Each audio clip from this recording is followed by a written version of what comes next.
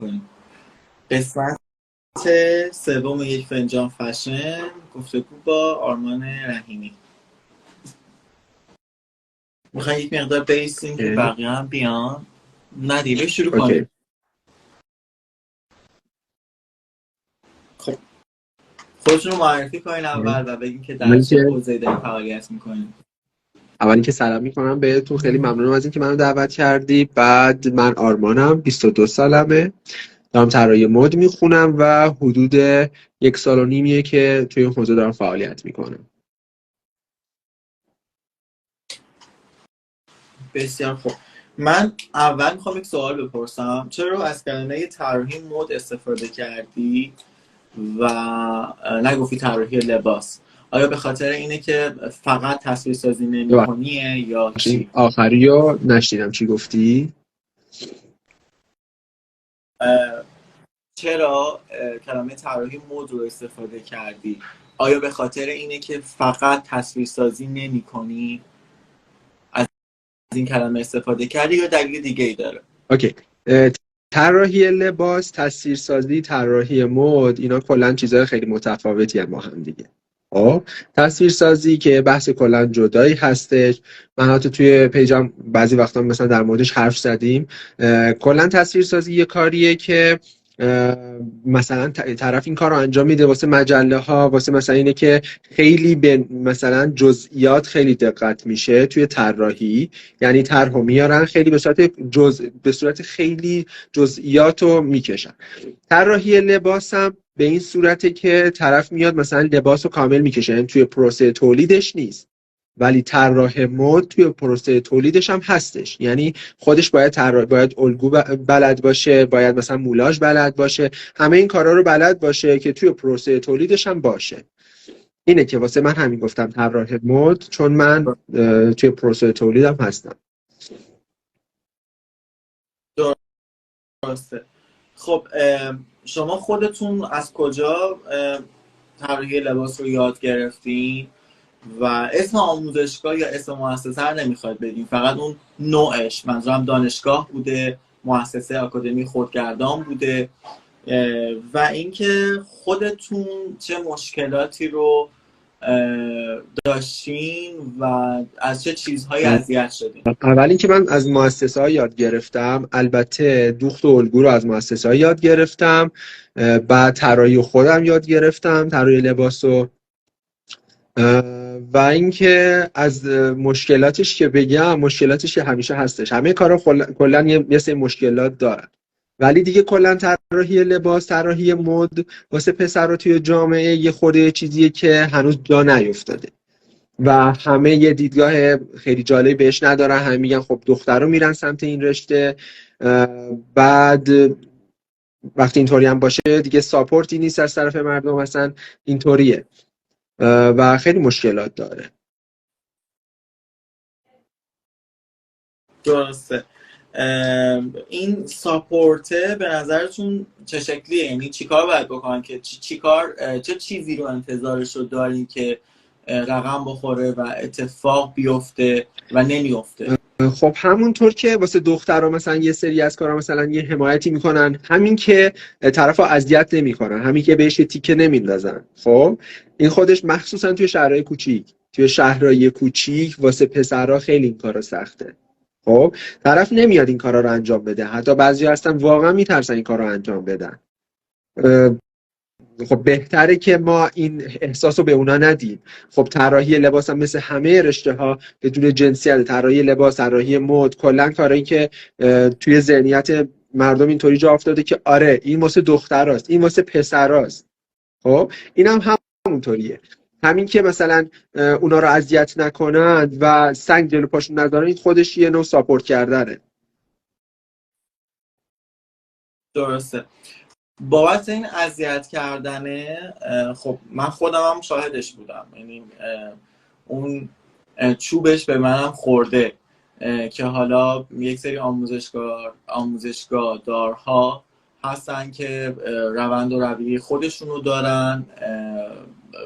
اتفاقا اینا اساتیدشون مرد بوده، پسر بوده و حالا شاهد این قضیه هم هستم که وقتی اگر یک طراح لباس پسر ورکشاپی بذاره، اولین کسی که ثبت نام میکنه یا حتی برگزار کننده اون ورکشاپ همین آموزشگاه دارها هستن. امیدوارم که این مشکل حل بشه و راه حل پیشنهادی چیه؟ یعنی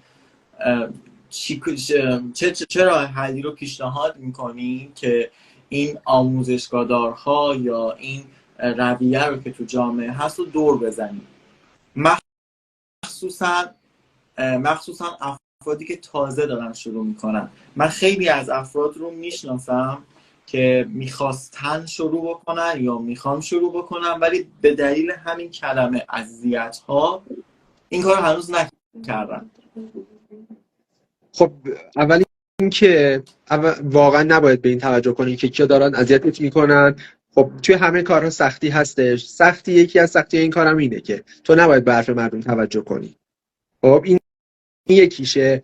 دوم این که مثلا این واسه واقعا آموزشگاه ها، اگه مثلا میبینی یه پسر مثلا میاد توی آموزشگاهتون میخواد ثبت نام کنه، میخواد تدریس کنه، هر کاری که میخواد انجام بده، واقعا به همون دیدی که واسه بقیه انجام میدید مثلا واسه دخترها همونطوری باشی که مثلا طرفو زیاد اذیت نکنیم که مثلا نه اینجا ثبت نام واسه پسرا نداریم، یا نه اینجا مثلا خیلی مردم ساپورت نمیکنن که بیان کلاس مثلا پسرا رو ثبت نام کنن.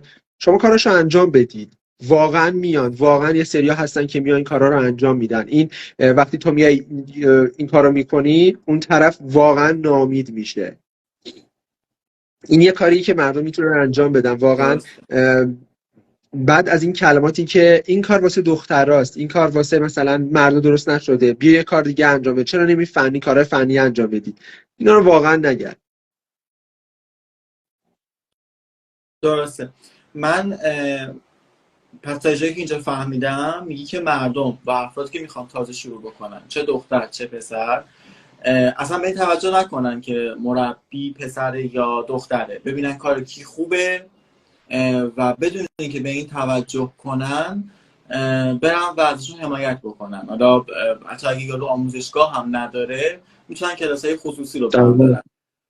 بسیار خوب. و بعدی عدم همکاری بود، عدم همکاری طراحای جوان که من حس میکنم به مورد اولیه خیلی ربط داره. یعنی یک بخشی مردم هستن، یعنی افرادی که هنرجوها یا افرادی که میخوان تازه شروع بکنن، یک بخشی خود ماها هستیم، خود طراحای لباس، خود فعالین در این حوزه هم اگر بتونن با هم یک سری همکاری ها داشته باشن خیلی راحت میتونن اثبات بکنن این قضیه رو که فرقی نمیکنه که ما یک پسر طراح هستیم یک دختر طراح هستیم، ما کارمون رو درست داریم انجام میدیم.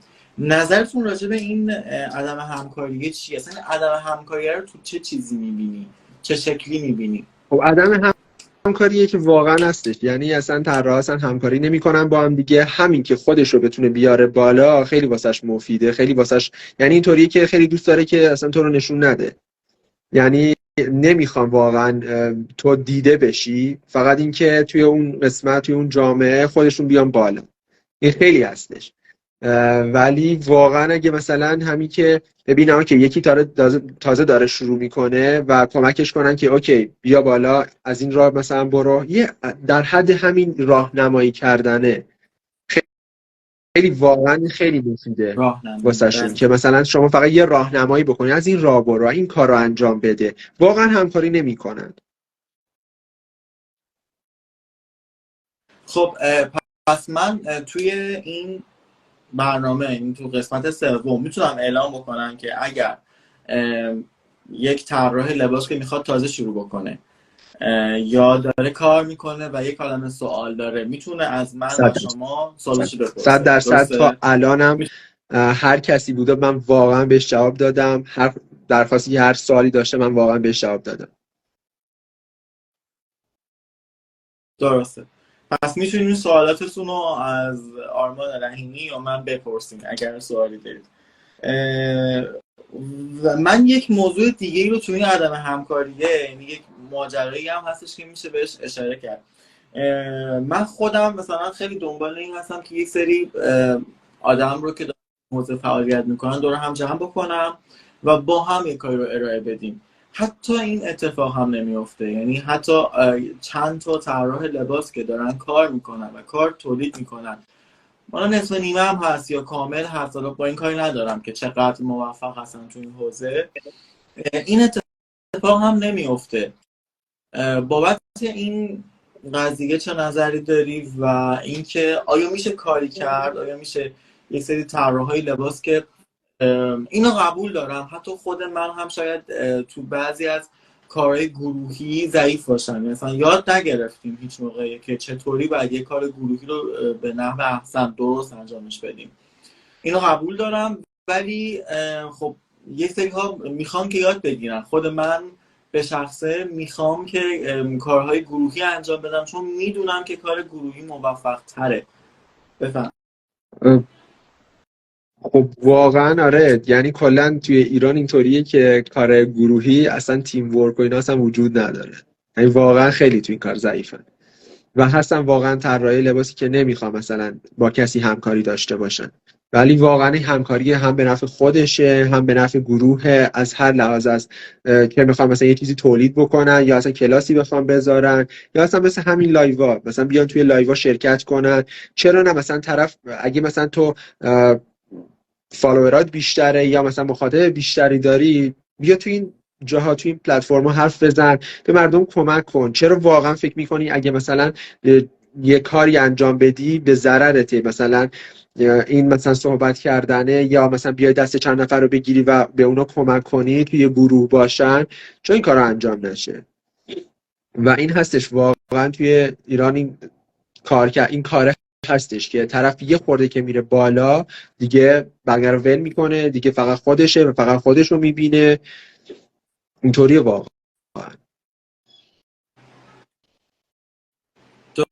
درسته. خب چیزی رو میخواین خودتون اضافه بکنین در مورد همکاری یا در مورد وضعیت پسرها یا ایده‌ای بدی اصلا به پسرهایی که تازه میخوان شروع بکنن؟ من فقط حرفی که دارم اول صحبتم همین رو گفتیم که مثلا طراحی، چرا میگی طراحی مد، چرا نمیگی مثلا تصویرسازی؟ اینا واقعا اولین کاری که میکنید، حتی من توی این مدتم چند بار اینو شنیدم از طراحی لباسای دیگه، طراحی مد دیگه، که فوکوس نکنید روی تصویرسازی. اگه دوست داری به تصویرسازی انجام بدی این یه کاری که دوست داری، ولی طراحی مد، فقط تصویرسازی نیست، واقعا هزار تا شاخه دیگه، هزار تا کار دیگه داره که میتونی انجام بدی. واقعا فقط فوکوس نکنید. یا اگه طرف داره طراحی مد آموزش میده یا داره کاری میکنه، قرار نیست به تو تصویرسازی یاد بده. قسمت های خیلی متفاوتی داره. واقعا فقط فوکوس، یعنی توی ایران کار شده فقط تصویرسازی، یعنی اگه تو تصویرساز خوبی باشی خب دیگه تمومه، طراحی مد بلدی، طراحی لباس بلدی. نه، واقعا همه چیز رو توی تصویرسازی خلاصه نکنی. این واقعا چیزی که خیلی میبینم من. درسته. این ماجرا که خود این رشته گسترده ایه و همونطور که شما گفتیم خودش اصلا موارد خاصی رو داره که خوبه که ما متخصص هایی بشیم تو اون موارد خاص و باید موافق کاملا. و اینکه تصویرسازی رو حتی به نظر من میخوام از این کلمه استفاده بکنم، خیلی جدی نگیریم به نظر من، چون تصویرسازی قرار نیست به نظر من ما رو به جایی برسونه. اگر میخوایم یک طراح لباس بشیم باید به اون خلق کردنه برسیم در نهایت، چیزی که در نهایت قرار لمس بشه، قرار به عنوان کار ما ارائه بشه، عرضه بشه و واقعا فلان. مثلا من خیلی ممنونم. ببخشید مثلا حرفت مثلا توی دنیا کسی که طراح مده نمیاد تصویر سازی کنه، میاد یه اسکچ میزنه، بعد اونو یه مقداری مثلا به جزئیاتش توجه میکنه، بعد لباسو خلق میکنه. قرار نیست فقط توی یه تصویر سازی انجام بدی بعد اونو دیگه بدی دست مثلا مشتری بگی بیا این مثلا لباس تو، اون لباس اون نمیشه. تو باید یاد بگیری که چجوری لباس خلق کنیم. پس واقعا یاد بگیریم چجوری رو به یه لباس تبدیل کنیم تا اینکه بیایم خیلی قشنگ اونو بکشیم. تو یاد بگی که لباس اون چیزی که کشی به یه لباس تبدیل کن. درسته، کاملا درسته و خیلی ممنونم ازت که با این مشکلات اینترنت و این داستان ها بالاخره تونستین که سوم یک فنجان فشن رو هم خیلی تشکیل ممنون بدیم. از شما که دعوت خیلی کردید. ممنونم ازت. مرسی. خواهش مرسی. موفق باشید. خدافظ. خدا نگهدار.